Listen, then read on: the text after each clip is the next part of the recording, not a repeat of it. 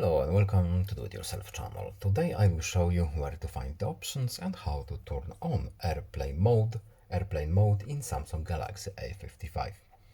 The easiest and the fastest way to do it is simply swipe from the top, and as you can see we have airplane mode right here. We can simply tap it, and as you can see our Bluetooth and Wi-Fi turn off.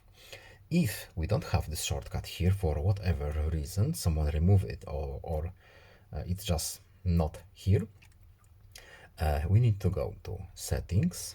Then in connections menu we have also airplane mode here. So when we turn it on, as you can see, these functions turn off. We have a short explanation what this function exactly do, but you can read it on your own.